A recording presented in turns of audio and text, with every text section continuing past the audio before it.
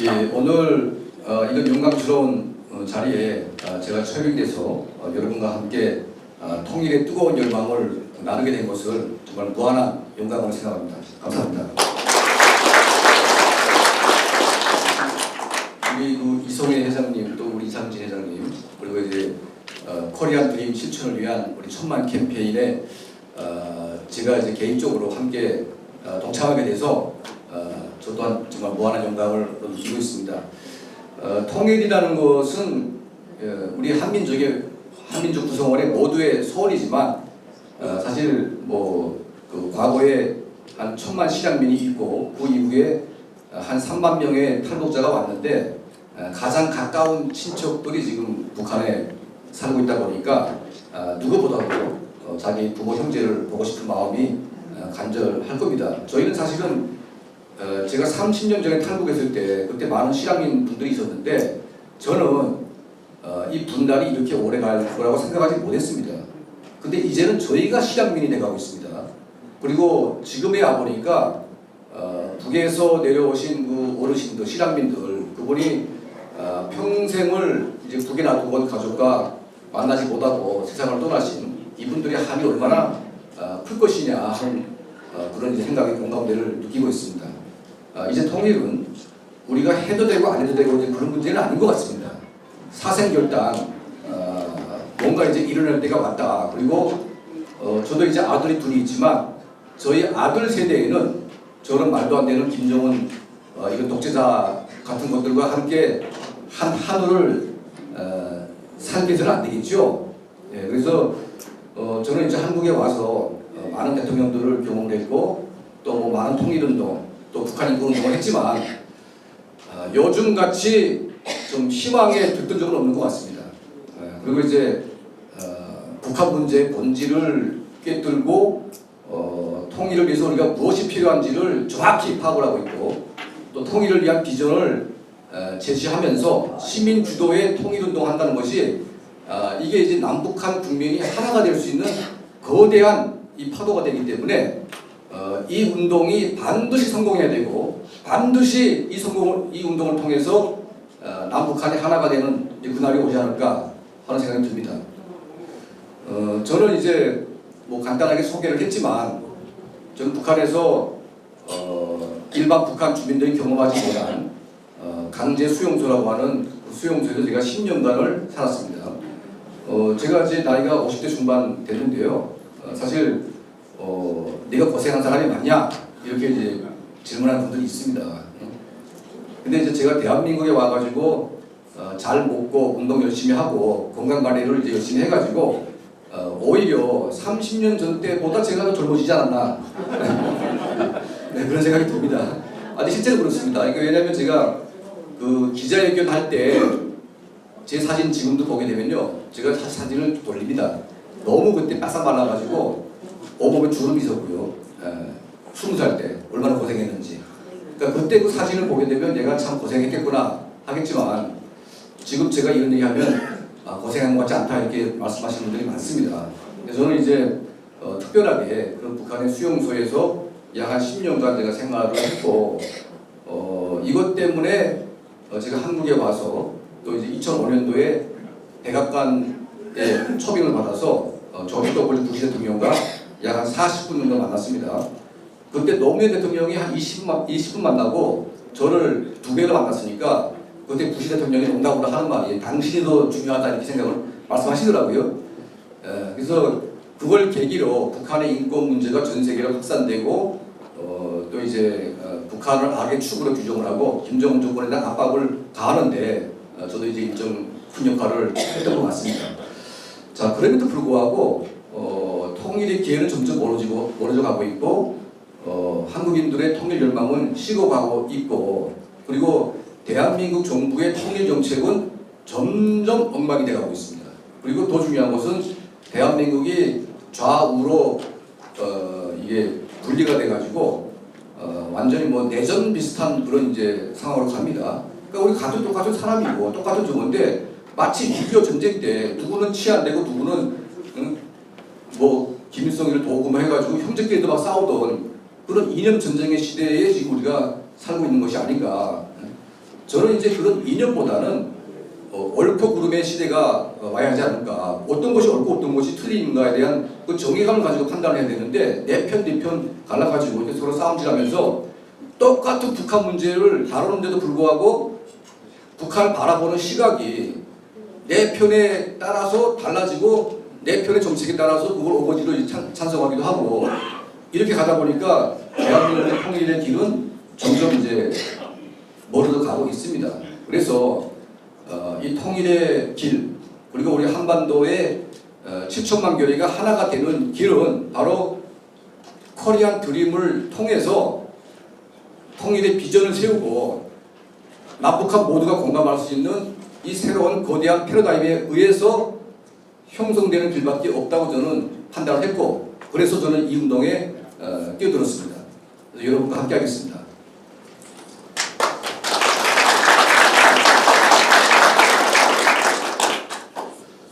자, 이 김정은 정권 이 극복 가능하냐 이런 주제로 제가 이제 오늘 말씀을 좀 할까 하는데요.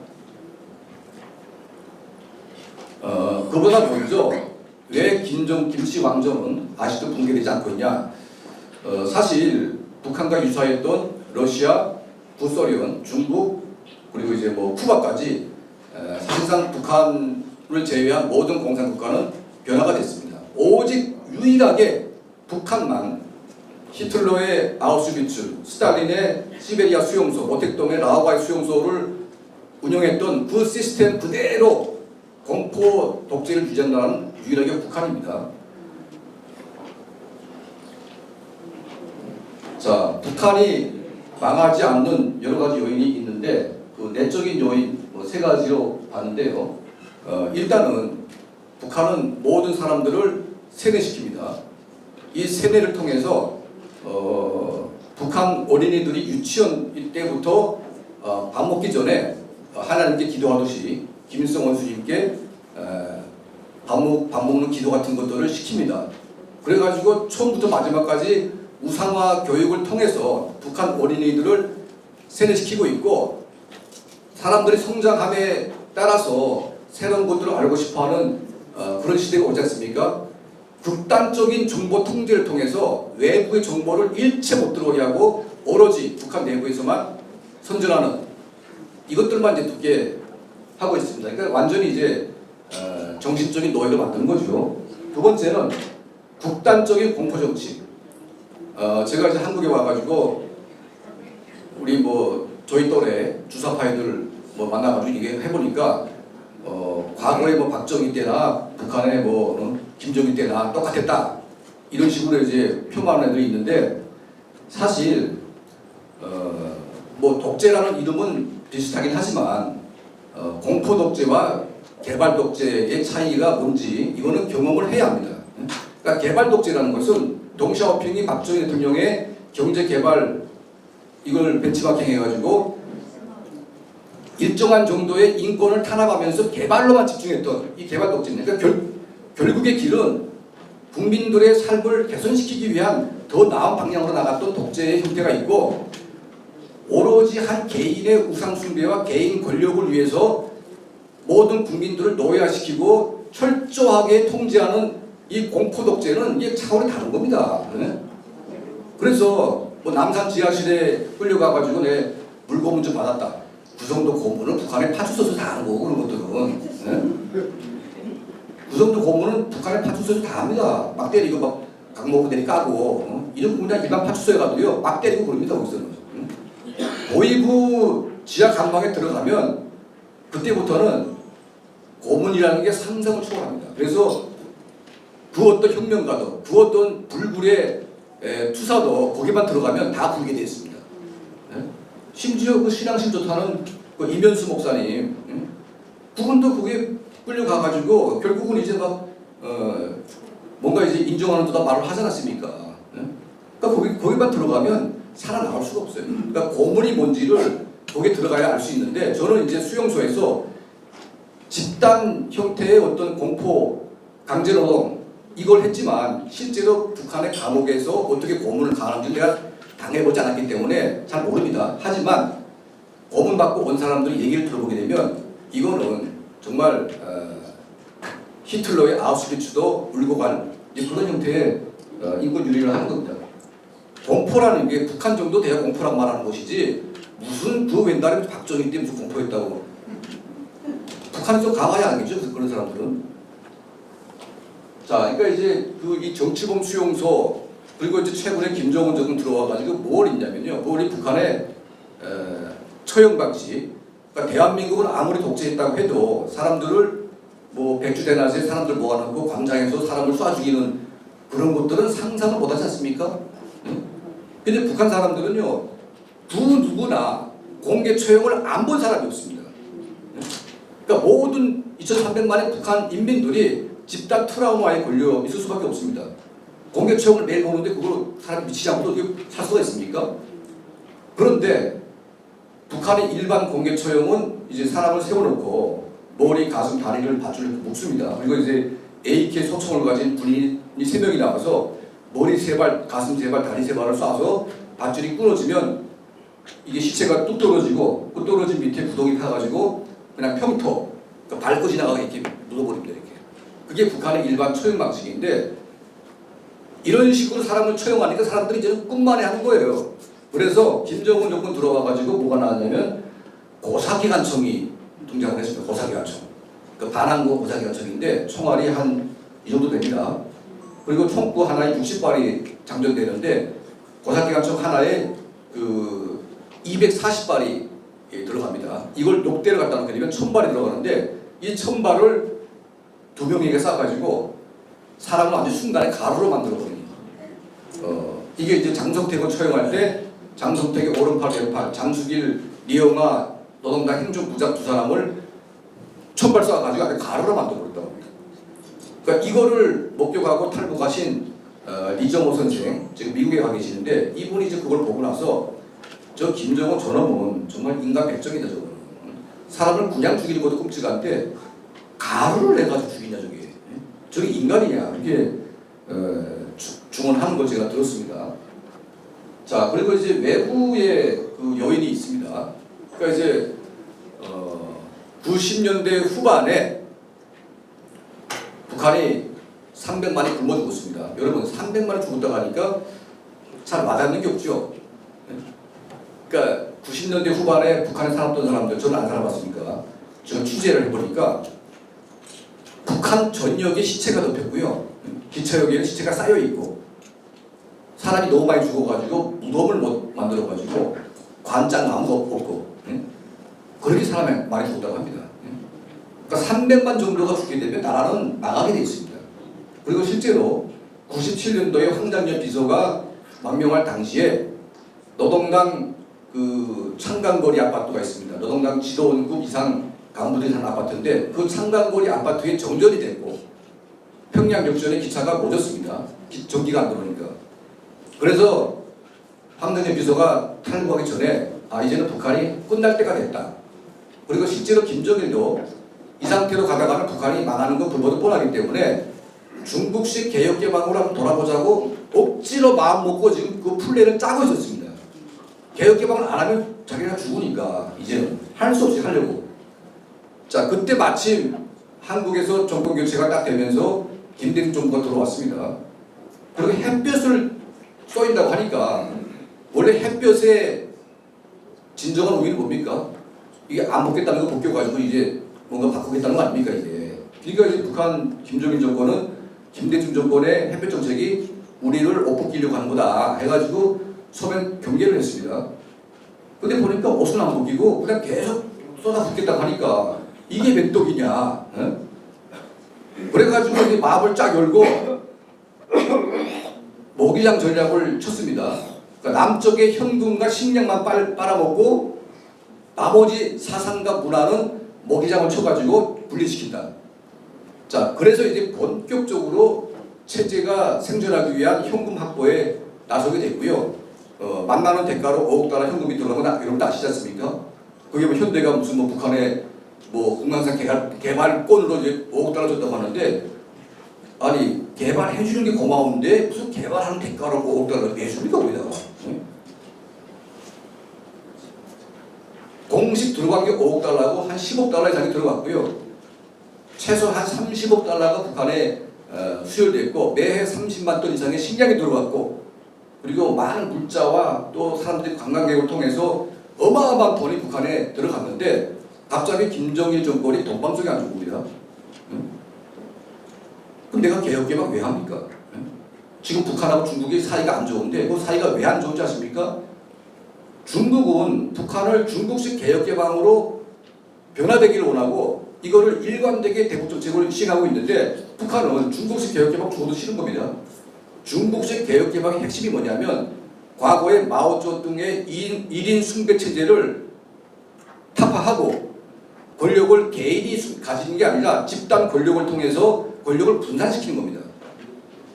그러니까 집단 권력의 이익은 어디에 있냐? 중국 인민의 삶이 나아지는데 그 이익이 있는 겁니다. 그래서 권력을 사유화하는 게 이거는 국민을 노예화시키는 이제 지름길이기 때문에 동사평 주석이 개인 우상 숭배를 타파하고 심지어 자기가 죽을 때 자기 무덤을 못 만들게 해가지고 둥소평에 그 태워진 시체 가루는 중국 대륙에 뿌렸습니다. 그 다음에周恩来주올레 총리도 그런 식으로 뿌렸습니다. 그러니까 중국 공산당의 리더들은 개인 우상 숭배를 철저하게 반대했습니다. 그리고 이거를 권력을 분산시켜가지고 그 이익을 국민에게 주려고 한 거죠. 지금 시진핑이는 거꾸로 가고 있지만 그때는 시도가 좋았습니다. 그리고 이거를 북한의 김씨 왕조에게 너리먹으려고 했는데 북한이 그거 했다가는 김일성 일가의 개인 숭배 체제가 무너지고 중국식으로 집단 권력화돼야 되는데 이거는 김정은한테 김일성 김정일한테 권력을 내놓으라는 건 똑같은 거 아니겠습니까? 이걸 30년째 거부를 해오고 있고 현재 이루고 있습니다. 자, 그래서 만약 김대중 정부가 그 당시 북한에 현금 식량 지원을 하지 않았더라면 북한이 오늘에 올 수 있었을까? 대다수의 북한 사람들은요, 그때 안 도와줬으면 북한은 망했다고 생각합니다. 근데 한국 사람들은 좌우 진영에 따라서 김대중 정부를 지지하는 사람들은 도와준 것 때문에 잘 됐다고 그렇게 평화가 이루어졌다고 주장을 하고 있고 또 보수적인 사람들은 우리랑 비슷한 생각을 하고 있는데 이게 옳고 그름에 의해서 이걸 판단해야 됩니다. 그러니까 김대중 정부의 대북 정책 우리가 모르고 한 거는 실수로 도와줄 수 있어요. 북한이 모르니까. 그냥 한국 사람들은 정이 많아가지고 어렵다고 하는데 막 도와주고 싶은 생각이 있는 거죠. 막 도와줄 수도 있어요. 근데 그건 한 번의 실수로 끝나야 되는 거죠. 근데 이제 노무현 그리고 문재인 정부 들어와가지고 이거는 실수가 아니라 이거는 완전히 그 확신범 같은 그러니까 북한 정권하고 뭔가 한 몸뚱이가 된 그런 느낌이 저는 듭니다. 그러니까 뭐 그렇게 생각하지 않는 분들도 계시겠지만 선의로 강도에게 도움을 줘가지고 강도가 인지를 잡고 있는 그 피해자들에게 강도에게 도와주면 피해자에게 도움이 되겠다고 생각하는 아주 어리석은 그런 판단으로 대북 정책을 해왔고 이런 것들 때문에 이제 북한이 아직까지 안 망했고요. 그리고 이제 94년도에 빌 클린턴 대통령이 북한의 영변 핵기지를 폭격하려고 준비했습니다. 왜 했냐면 그때 폭격을 하게 되면 북한의 핵개발 의지를 완전히 꺾을 수가 있습니다.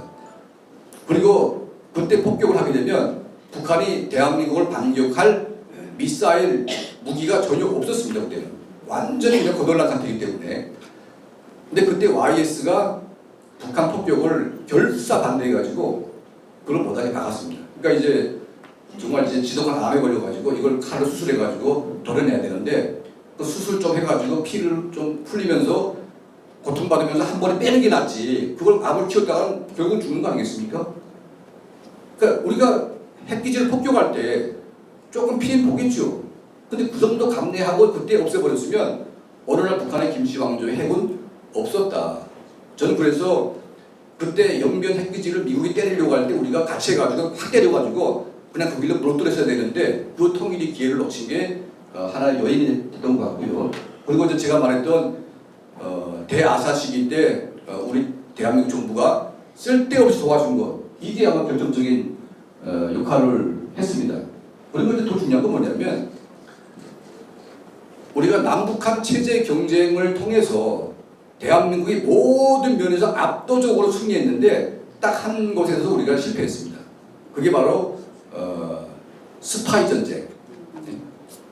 그러니까 북한은 대한민국에 간첩을 그냥 무진장 보내가지고 정치인들, 뭐 언론인들 막 만나면서 서로 매수하고 뭐 해가지고 간첩으로 그냥 수수하게 만들어 놓고 우리는 북한의 간첩을 거의 못 보내는 거죠.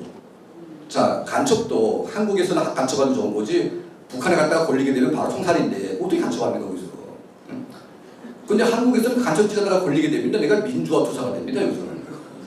네? 그렇잖아요. 네? 간첩질을 해도 여기는 그냥 당당합니다 여기는. 무슨 정의의 일을 한 것처럼. 그러니까 나라가 완전히 이제 썩을 대로 썩어가지고 아니 간첩질하다 걸렸으면 이거는 정말 국민한테 선거대제를 하면서 평생 이거 잘못을 뉘우쳐도 모자랄 판인데 간첩질하고도 이게 뻔뻔하다. 그러니까 간첩을 판결하는 이 법의 형량도 뭐 달랑 2, 3년. 미국은 이게 국가 그 반역죄 이런 것들은 50년씩 막 때리는데 한국은 간첩질에도 그냥 별로 처벌을 안 받습니다. 그러니까 북한이 간첩하기 참 좋은 나라가 대한민국인 겁니다. 그리고 북한은 간첩을 우리가 보낼 수도 없고 가겠다는 사람도 없어요 거기는. 거기만 올라가면 쫄쫄 굶어가지고 그냥 잣대 놓고 그냥 그렇게 살아내는데 어떻게 북한은 간첩질을 합니까?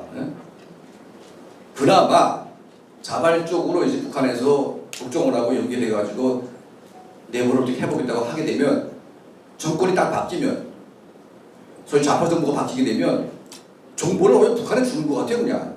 거꾸로 국정원하고 했던 북한의 이 라인들이 그냥 한꺼번에 잡혀가지고 총살당하는 사례가 너무 많아가지고 이게 내부의 간첩이 여기까지 꽂혀가지고 지금 북한을 도와주고 있구나. 그 여러분 지금 김여정이가 오물 전단지를 뿌리지 않습니까? 그러니까 이제 많은 사람들이 왜 탈북자가 북한에 전단지 뿌려가지고 저는 오물을 받아야 되냐? 그러면서 오물 뿌린 김여정이 욕하는 게 아니라 탈북자를 욕합니다. 그러면 대한민국 국민들은 유사시 때 북한의 김정은 군대가 총 들고 딱 들어와가지고 목에 손꼽을 딱 들이밀게 되면 내가 죽을까봐 그냥 다 손 들고 항복을 해야 되냐?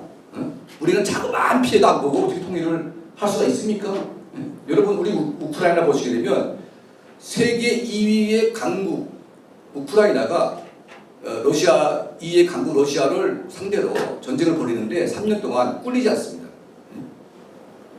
대한민국 군사력의 거의 10분의 1도 안 되는 정말 아무것도 아닌 우크라이나가 세계 2위의 강대국과 싸우는 그 정신은 무기에 있는 데 아닙니다. 무기에 있는 것이 아니고 바로 자유를 지키고자 하는 이 정신력에서 오는 거 아니겠습니까?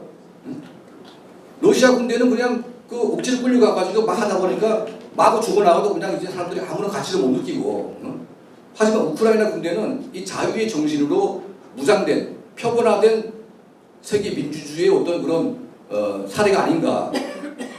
우리 대한민국이 우크라이나 반만 돼도요 북한의 김정은 따위가 우리한테 찍소리 못하는 게 정상인데 거꾸로 지금 우리 무슨 피가 뿌리네 말해 똥물을 무슨 뭐 한국에다 뿌리네 말해 하면서 지금 우리 협박하고 있는데 북한이 그럴 처지가 아닙니다 여러분. 그리고 저 이란 이스라엘 전쟁 이란이 이제 이스라엘로 드론을 갖다가 300대 뿌려가지고 미사일도 뿌려가지고 공격을 하지 않았습니까? 그걸 이스라엘 다 막았습니다. 그리고 이스라엘 미국 공군이 합작해가지고 이란 상공으로 이제 보복을 했는데 보복을 한 다음에 결과가 안 나오고 있고 이란 정부는 입을 딱 다물고 그냥 찍소리 못하고 있습니다. 이게 뭔지 아십니까? F-35 스텔스 전투기 편대가 밤에 그냥 쑥 들어가가지고 이란의 모든 시설을 완전히 작살내놓고 그냥 들어왔는데도 불구하고 이란은 다음날 아침까지 모르고 있었다는 겁니다. 눈을 떠보니까 그냥 다 없어졌어요 그냥. 그러니까 찍소리 못하고 그냥 입을 다 닫은 겁니다. 자, 그런 F-35 스텔스기가 대한민국에 40대가 들어와 있고 39대가 아직 운영 중에 있고요. 이제 25대가 더 들어온다고 합니다. 업그레이드 된 것들이. 자, 똑같습니다. 이란의 군사력이 북한보다 최소한 3배 이상 강합니다. 돈도 많고 훨씬 첨단화된 무기를 가지고 있는 게 이란입니다. 이제 그런 이란도 그냥 눈뜬 장님이 됐어요. 자, 북한 그냥 있잖아요. 그냥 F-35 편대가 그냥 쏙 들어가가지고 한 바퀴 돌고 두 바퀴 돌게 되면요 없어집니다. 그냥 없어져요. 핵을 어디다 씁니까 그걸? 응? 쓰기 전에 다 없어집니다. 응? 이미 세상은 그렇게 됐어요. 응? 그러니까 우리가 저런 김정은 따위에게 우리가 전혀 끌릴 것도 없고 무서워할 것도 없는데 왜 저런 자들에게 우리가 맨날 그냥 구걸질하면서 평화를 구걸질하냐? 응? 그런 가짜 평화. 응? 자, 이런 것 때문에 우리가 이제 통일을 안 되고 있고, 그리고 이제 또 중요한 것은 이 김정은 정권의 위기 징후들이 지금 심각합니다. 그래서 원래 북한 정권은 3개의 축으로 유지됩니다. 첫 번째 배급제, 두 번째는 사상교양, 세 번째는 수용소를 포함한 공포정치. 자, 그런데 배급이 안 되니까 사상교양이 안 먹힙니다. 그러니까 이제는 오로지 공포정치로만 인민들을 통제를 할 수밖에 없습니다.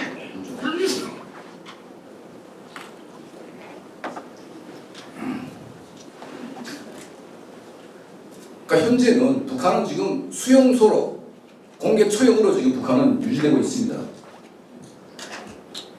그리고 이제 김정은이가 과거에 김정일 시대 때에는 아버지는 사람을 죽일 때 명분을 세우고 그 명분에 맞게 사람을 죽였어요. 그것도 무슨 나름대로 명분이긴 하지만, 근데 김정은이는 그냥 죽이라 그냥 죽습니다. 그냥.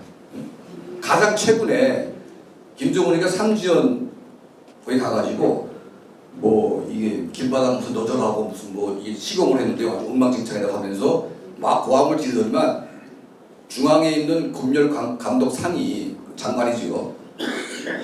여기 한 번도 안 내려와가지고 거기서 다 해먹었다. 저놈을 법으로 처리하라, 넘기라. 이렇게 지시가 되었습니다. 그러니까 법으로 넘기라는 것은 말이 법이지 그냥 강공군관하게 고사기관청으로 넘기라. 이런 뜻입니다. 이게. 그러니까 대놓고 저놈을 죽이라. 그 말한 게 이번에 처음인데 실제로 이런 식으로 이제 김정은이가 다니면서 사람을 그냥 무차별적으로 죽이는데 이 죽어나간 간부들이 엄청납니다. 그래서 저희가 조사를 해봤는데 김정은이가 죽인 인민군 장군들 거의 한 2,000명이 넘습니다. 네. 그리고 이제 김정은이가 죽인 게 자기 형을 죽였죠. 장성택을 죽였죠. 그리고 김정일 자기 어머니의 가장 사랑했던 자기 어머니 다음의 엄마 그러니까 기복이라고 하는 그 첩이 있었는데 그 여자 때문에 자기 엄마가 유방암 걸리고 그 엄마 때문에 이제 막 그렇게 스트레스 받았다고 생각을 해가지고 김정일이가 죽은 다음에 그 이부 엄마를 갖다가 이제 전부 다 수용소로 보내버렸습니다. 그리고 이제 자기를 지키는 국가보위성, 인민군 총정치부 그리고 이제 심지어 호위사령부, 호위사령관까지 공개 처형을 시켰는데 이게 사람들이 진짜 이제는 갈 때까지 가는 겁니다. 그 호위사령관을 죽이게 된 그 경위를 제가 살펴보니까 호위사령부 산하에 무역회사가 있었습니다. 동양무역회사라고. 이 동양무역회사가 마카오에서 물건을 사는 와중에 미국의 CIA가 붙어가지고 그들에게 싼 가격에 좋은 물건들을 줬습니다. 그래서 얘네들이 휴대폰이 필요한데 휴대폰을 공급해주면서 거기다가 GPS 시스템을 갖다가 원래 깔아놓은 것 같습니다. 자, 이 휴대폰을 호위사령부 무역회사가 들여와가지고 인민군 호위부대에다가 다 공급을 했는데 나중에 미국이 이제 그 GPS 딱 보면서 이 김정은에게 요구들이 있겠구나 이제 짐작을 하겠죠. 이게 나중에 드러났습니다. 그래서 이걸 검열을 하면서 쭉 보니까 뇌물 먹은 놈이 한두 놈이 아니다. 물론 이제 북한에서 뇌물 안 먹는 사람이 비정상이고 뇌물을 먹어야 정상입니다. 북한.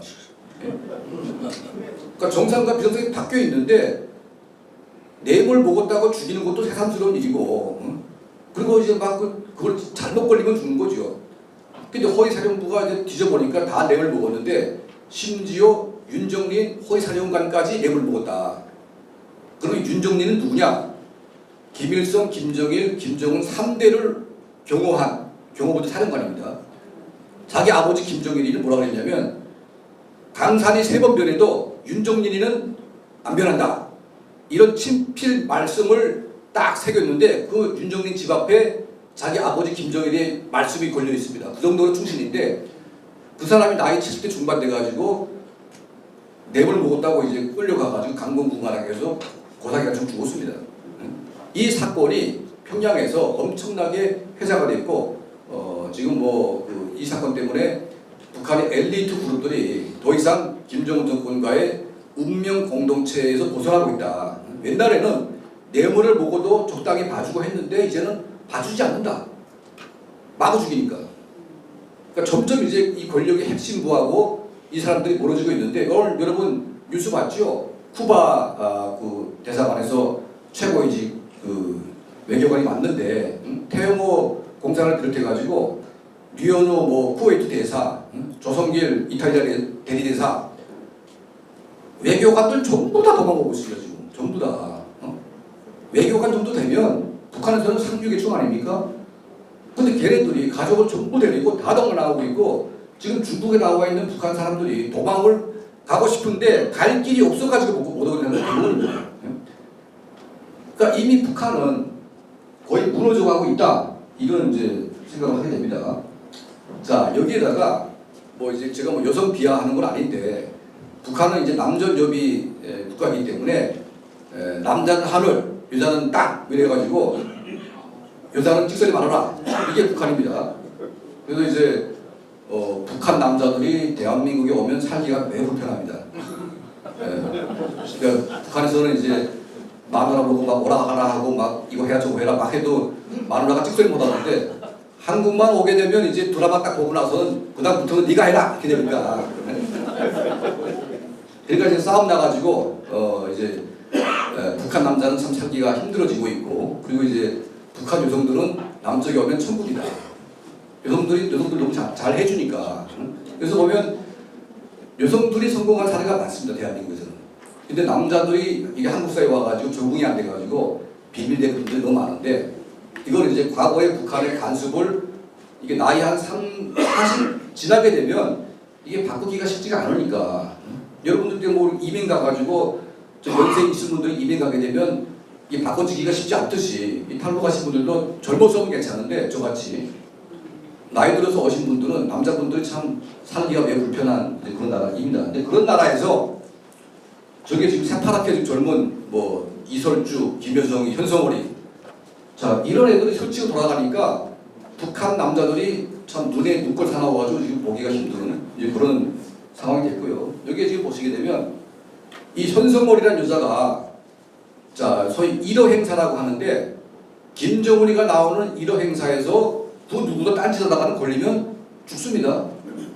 그러니까 김정은이가 주최하는 회의장에서 인민무력상 현영철이가 졸다가 이제 졸았는데 이제 보니까 계속 개 졸고 있어요. 그러다 끝날 때까지 졸고 있어요 이 사람이.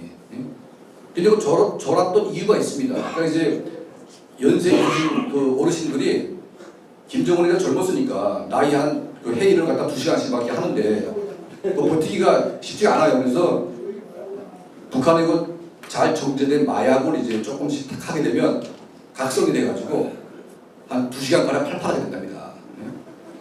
그래서 북한의 간부들이 김정은이 한데 팔팔하게 보이려고 마약을 살짝씩 하고서 나가는 게 습관화가 돼 있대요 이게. 그러니까 현영철 장군도 이제 잘 보이려고 마약을 살짝 했는데 조금 과도하게 해가지고 뻗어버린 겁니다. 그래서 김정은이가 이제 연설하고 있는데 옆에서 이렇게 자고 있는 거예요. 그러니까 계속 보고 있는데 자고 있으니까 책상을 딱 덮는 순간 그냥 좀 죽이라 해가지고 자는 거 꿈고 나오게 됐어요. 그러니까 이 사람은 그냥 왜 죽은지도 몰라요 지금. 그러니까 이제 거기 나와있던 북한 인민군 장교들이 야 저 영감 저거 잘 보이려고 이렇게 좀 먹었는데 저렇게 죽이냐? 이래가지고 이제 막 수근수근 되는 거죠. 자 그렇게 죽이는데 현성월이라는 여자는 보십시오. 김정은이 앞에서 휴대폰만 조금 휴대폰 만지고 있어요. 김정은도 박수 치는데 그러면 저 여자의 정체는 도대체 뭐냐? 알고 보니까 김정은의 첫사랑이었다. 이런 말들이 있습니다. 비슷한 것 같아요. 그리고 김정은의 아들을 낳았다. 자, 그 정도 되니까 저렇게 마음대로 하는 거 아니겠습니까? 그리고 또 더 중요한 것은 과거에 김정일이는 그 이제 뭐 자기 왕이니까 뭐 3,600까지는 아니더라도 공화국의 입부리도 다 불러 모아가지고 다 기쁨적으로 지금 만들어 놓고 있는데 그걸 제일 믿을 만한 놈에게 시킬 수밖에 없어요. 그러면 제일 믿을 만한 놈이 누구냐? 자기 여동생 김경희 남편 장성택이가 제일 믿을 만한 가족 아닙니까? 그래서 장성택이한테 기쁨적 관리를 시킨 겁니다. 그러니까 이제 여동생이 와가지고 왜 맨날 내 남편은 바람만 피고 돌아다니면서 지금 왜 그 오빠를 다 아니까 적당히 해라 하면서 말려줬어요 이렇게. 그러니까 결국은 장성택이가 그걸 관리했는데 지금은 현성월이가 이제 김정은의 기쁨조를 총괄하는 옛날 말하면 제조상궁의 역할을 하고 있다. 그러니까 이제 김정은의 심실에 들어갈 여자를 총괄해가지고 총괄하는. 자, 그 정도의 파워가 있으니까 김정은이 앞에서도 이제 휴대폰을 봐도 김정은이가 잡아가지 않는, 죽이지 않는 그런 게 아니겠습니까? 자, 심지어는 북한에서 이제 무슨 잠수함 넋지슷한 거 하나 만들어가지고 김정은이가 좋아가지고 막 그걸 진수식을 하는데 영국식으로 이제 왕비가 나와서 그 샴페인을 까는 그 퍼포먼스를 했어요. 그러면 거기에 누가 나와야 됩니까? 이선주가 부인이 나와가지고 그 샴페인을 까야 되는데 부인하고 김주희는 안 나오고 현성월이가 센터에 딱 섰습니다. 이렇게. 그 옆에 이제 들러리로 최선희 외무상이 나와가지고 샴페인을 까면서 축복을 하는데 이거는 현성월이를 위한 그건데 제가 알고 본 데는 현성월이 아들을 위한 선물이 아닌가. 그러니까 지금 김정은 하나 놓고 뭐 현성월 뭐 이거 끝나는 게 아니고 지금 기품조 김정은이와 구투려졌더니 한 20-30명 좀 되겠지요. 뭐 거기에 딸도 낳고 아들도 낳고 막 하겠으니까 이 족보가 막 꼬여버려가지고 지금 이 북한의 여성 권력 이 지금 개판 어분전을 가고 있다 보니까 이게 언제 망할지 모르는 그 판국에 저런 요인들을 설치고 돌아다니니까 지금 정말 가관이다. 이런 말씀을 드리고 싶습니다. 그러면서 김정은이의 가장 큰 위기는 본인의 문제입니다. 그러니까 키가 1m 70인데 몸무게가 160을 넘어섰습니다. 그러니까 이제 초고도 비만. 그러니까 초고도 비만부터는 이제 환자로 봐야 되고 이거는 스스로 이제 케어를 할 수가 없습니다. 그래서 2000년도에 김정은이가 이제 첫 수술을 했는데 그때 미국의 CIA가 이제 감청을 하면서 1호가 잠들었습니다 하고 그런 이제 자기네끼리 이제 수신 기록을 왔다 갔다 하는데 그러니까 잠들었다고 하니까 미국의 CIA에서 미국의 CNN한테 정보를 줬습니다. 김정은이 죽은 것 같다고 정보를 주니까 CNN이 그걸 보도를 했어요. 김정은 죽은 것 같다. 그 다음에 누가 그랬습니까? 탈북 국회의원 태영호하고 이제 지성호 의원이 김정은 죽은 게 확실하다 이렇게 또 얘기한 거예요. 예? 그다음에 이제 대만 정보국장이 이제 김정은이가 문제 있다. 그러니까 이제 분위기가 심상한데 그게 근거가 없는 게 아니고 실제로 감청 정보에 의해서 뭔가 김정은이가 문제가 있었다는 건 확실한 건데 이게 죽은 건지 아니면 뭐 수술한 건지 잘 몰랐던 겁니다. 근데 나중에 보니까 심장 스탠스 수술을 이제 했다는 거 합니다. 처음으로. 그리고 작년 8월 달에 중국의 이제 선양 제2병원에 그게 심장병으로 중국에서 최고랍니다. 그 병원에 시진핑이가 비행기 보내가지고 새벽 12시에 나와가지고 2시 그 사이에 수술하고 한 3, 4일 식업도 몰래 들어갔다는 이제 그런 정보가 있는데 나중에 알고 보는 게 사실인 것 같아요.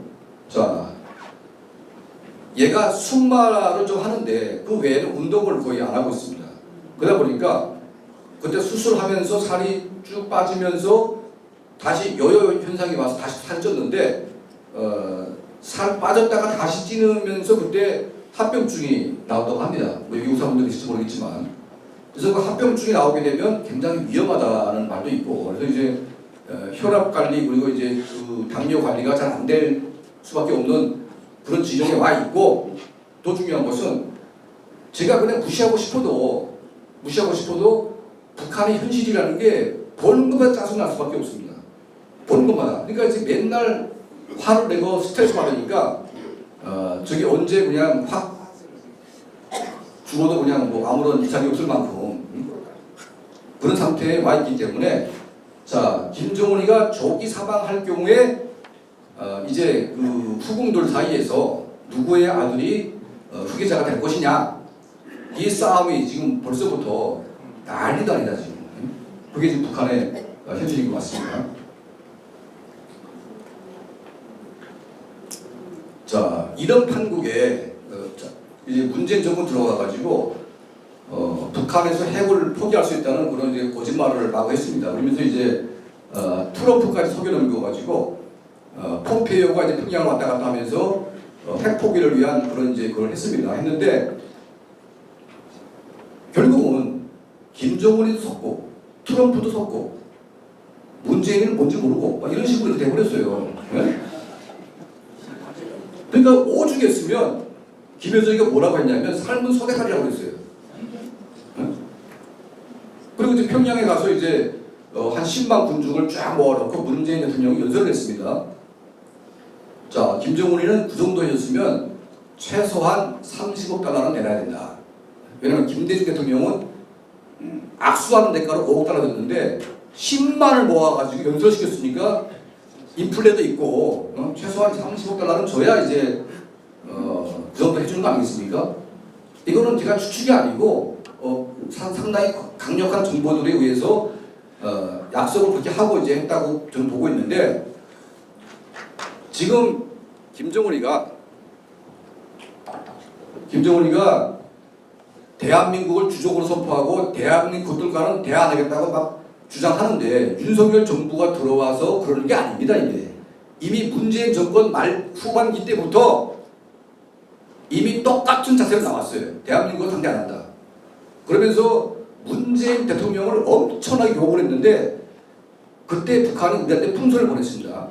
뭘 보냈지 않습니까? 문재인 대통령 이 사진 얼굴에다 담배를 지지고 또 막 이렇게 해가지고 보냈어요. 이게. 네? 그거 몰랐습니까 혹시? 네? 문재인 대통령 얼굴에 사진을 막 담배를 부어가지고 그걸 막 뿌렸어요 북한에서. 왜 그렇게 했냐? 약속을 안 지키니까. 그러니까 트럼프 만나가지고 뭔가 해주게 되면 유엔 제재 풀어주고 뭐 잘할 수 있다는 식으로 막 꼬드기니까 북한의 김정은도 진짜가 해가지고. 근데 결국은 이제 뭐 하노이 회담 딱 갔는데 처음에 트럼프도 김정은에게 뭔가 해주고 언론 타가지고 재선하는데 자기가 뭔가 이용해 먹으려고 했는데 가만히 흘러가는 거 보니까 그 트럼프는 장사꾼이니까 요건 내가 걔 도장 찍었다고 하면 완전 내가 무슨 이게 빚쟁이 되겠다 해가지고 그때 그 볼턴 장관이 절대 합의하지 말아라고 막 난쳤어요. 그때 난치면서. 그리고 최소한 남포 강서지구에 우라늄 미국이 발견한 우라늄 무기 시설이 있는데 요거를 사찰하는 대가라도 한번 받아내라. 또 트럼프가 얼결에 가지고 가서 이거는 이제 김정은에게 내놓을 생각이 없다가 가만 들어보니까 뭔가 미치는 것 같아가지고 갑자기 그걸 또 꺼내가지고 야 우리가 알아본 데 오면 이 강서지구에 우라늄 지금 때로 지금 감춰놓고 있는데 이거 먼저 밝혀봐라. 그랬더니 김정은이가 눈이 새빨개져가지고 아 이거 아니고 이거 해달라고 트럼프가 이거 안 하겠으면 나가라 해가지고 막 걸어 나오니까 트럼프 막 옷자락같이 붙잡고 김정은이가 제발 하다 끝났어요. 그렇게. 그래서 어떻게 보면 트럼프가 이제 김정은이를 붕 띄웠다가 완전 한 판 뒤집어가지고 완전히 망신살 꽂히게 만들어놓은 거죠. 그리고도 지금 김정은이는 트럼프에 대한 미련이 남아있습니다. 왜냐하면 트럼프에게는 약간 그 독재자 삐리가 좀 약간 남아있어요. 그러니까 약간 제멋대로 막 하고 이렇게 아니면 막 이렇게 해고하고 이러고 있지 않습니까? 그러니까 김정은이가 보기에 트럼프 좀 내과다 저거는. 그러니까 말이 통하는 것 같아요. 근데 김정은이가 제일 싫어하는 유형의 인간 1번은 문재인, 두 번째는 시진핑이. 그러니까 그냥 멀쩡해가지고 무슨 생각하는지도 모르고 이 말하고 저 말하고 그러니까 짜증이 나는 거죠 이게 김정은도. 근데 어쨌든 저는 트럼프가 이제 재선하기를 뭐 먹같이 기다리고 있는데 아마 제 생각에는 트럼프가 이제 된다고 해서 과거처럼 김정은이 그렇게 할 가능성은 없다고 봅니다. 이제는 많이 배웠고 많이 성숙이 됐고 이제는 굳이 김정은 따위를 이용 안 해도 내가 뭐 이제 재선에 끝나니까 이제는 아마 김정은을 끝내는 게 나한테는 훨씬 좋을 것이라고 생각할지 모르겠습니다. 자, 이제 현재까지 우리가 대북 정책을 쭉 봐왔지만 뭐 보수 정부, 진보 정부 할 것 없이 사실은 제대로 된 대북 정책을 우리가 수행한 적이 없습니다. 진보 정부는 북한에 포 주는 게 답이라 그러고 보수 정부는 압박하는 게 답이다. 포 주는 것만 답이 아니고 압박하는 건 답이 아닙니다. 물론 안 포 주는 게 제일 좋죠. 그리고 압박이라고 하는 개념도요, 경제 제재를 한다. 그러니까 무슨 모전평도 앞에서 뭐 포상의 훈련을 한다. 이런 거 백날 해봐야 북한에 눈 깜빡하겠습니까? 저기다가 북한인민들이 안 배웠던, 북한인민들이 모르던, 자, 김여정의 딸, 아니 김정은의 딸 김주혜가 입은 옷이 크리스탄 디올 2,000달러짜리 옷이다. 쫙 뿌리면 북한군이 딱 보면서 이거 진짜야? 그 순간 꼭지 돌아가지고 총구리가 서울이 아니라 평양으로 돌리지 않겠습니까?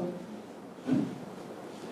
아, 너네 딸만 황급도 버리고 우리 딸은 무슨 뭐 어디 모순이냐? 응? 김주혜만 얼굴이 뿌옇고, 응? 나머지 딸들은 전부 다 까까해가지고 그냥 애들이 말라 비틀어졌는데, 응? 또 보면 사람들이 화가 안 나겠습니까? 거기에다가 삐라 풀려가지고 확 그냥 재뿌리게 되면, 응? 김정은 정권이, 그러니까 북한이 어떻게 하면 망할 것이냐에 대한 전략 중에 하나가 심리전을 어떻게 할 것이냐가 중요합니다.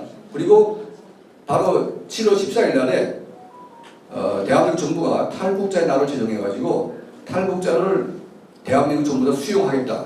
단 한 명도 북한에 보내지 않겠다. 그리고 외교력을 총동원해가지고 탈북자의 강제 북송 막겠다고 처음으로 선언했는데 저는 30년 살면서 북한을 가장 정확하게 때리는 분이 이제 나오긴 나왔다. 판단했습니다. 그래서 윤석열 대통령이 이번에 한 연설은 굉장히 좋은 연설이다. 그리고 북한 김정은 정권에게는 엄청난 타격을 줬습니다.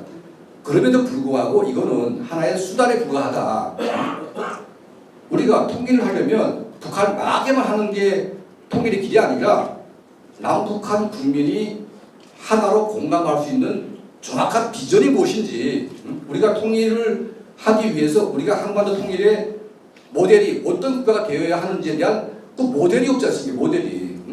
어떤 전략을 가지고 어떻게 우리가 북한을 변화시키고 하나가 되겠냐. 이런 모델이 사실은 없었는데 제가 이제 코리안 드림 이 책을 제가 보고 또 소인택 우리 회장님의 강연을 여러 번 듣고 답은 여기에 있다. 그리고 지금 진보와 보수가 찢어져가지고 막 그냥 개싸움 벌리고 있는데 코리안 드림을 놓고 싸울 보수 진보가 있습니까, 여러분? 아니 그 말에 무슨 논리적인 어떤 허점이 있고 거기에 반박할 말이 어디 있냐 이거죠. 우리가 민족의 정체성을 우리가 하나가 되게 만들고 미국의 민주주의 또 3.1운동 정신, 홍익 인간에 기초한 우리 한반도 모두가 자유롭고 모두가 인권을 누리는 그 번영한 한반도의 그 새로운 비전이 그 책에 다 담겨져 있습니다. 그래서 북한을 망하게만 하는 전략 플러스 정확한 비전과 북한 인민들이 공감할 수 있는 이 새로운 이념이 탄생을 했고, 이거를 저희가 사실은 북한 내부에 대대적으로 살포해가지고 북한 인민들이 그걸 보면서 흥분하게끔 만들어야 된다. 그러니까 우리 탈북자 안 보내겠다는 것만 가지고도 지금 흥분하는데 정말 모두가 함께 꿈꿀 수 있는 그런 새로운 비전에 대해서 우리가 함께 공감을 할 수가 있다면 얼마나 좋겠습니까? 그래서 이번 이제 9월 28일 날에 하는 우리 이제 DMZ3 행사에 저희가 탈북자 한 10,000명을 우리가 모아보겠다. 이제 그런 이제 다짐을 했습니다. 그게 뭐 가능하도록 노력을 해야죠. 그리고 탈북자들은 대부분 이제 통일이 제일 급한 사람들이고 또 가장 가보고 싶은 북한이 앞에 있지 않습니까? 그래서 잘만 설득을 하면 다 올 수 있을 것 같아요. 그리고 이제 이 남북한 통일의 문제라는 것은 탈북자만의 문제가 아니고요. 이제는 대한민국 국민들의 모든 문제가 함축되어 있습니다. 지금 대한민국은 경제가 지금 정체가 되어 있고 인구는 거의 절벽의 수준에 가까워져 있습니다. 살기 팍팍한 거죠. 좁은 땅덩어리 안에서 와글와글 비 터지게 사니까 숨이 막히지 않습니까? 수출이 안 되면 조금만 흔들리면 나라가 그냥 휘청거리고 북한이 그냥 이제 하나의 우리가 경제권으로 병합이 돼서 최소한 1억의 내수 시장이 형성이 되면 그리고 동북 삼성 그게 그 중국 압록강 조만간 이 천리 국경이 중국이 아무리 장벽을 해도 여기를 통해서 우리 상품들이 밀수되거나 뭔가 되거나 해가지고 경제가 완전히 중국 대륙으로 뻗어나가게 되면 중국이 우리 대한민국을 압박할 수도 없습니다. 그다음부터는 자연스럽게 최소한 2억 이상의 내수권이 생기기 때문에 그렇게 돼야 대한민국은 안정된 경제를 가질 수가 있습니다. 거의 절벽으로 가고 있는 대한민국을 살릴 수 있는 유일한 길은 통일 외에는 방법이 없다. 그래서 이 통일을 향한 이 천만 캠페인은 우리 대한민국 국민들의 통일 열기를 되살리고 이 정신을 키 깨워서 정말 온 국민이 하나가 돼서 열강을 하게 되면 북한의 김정은 정권 따위가 그냥 저기 버틸 수가 있겠습니까? 그래서 우리가 함께 동참을 해서 이 운동을 함께 했으면 좋겠습니다. 감사합니다.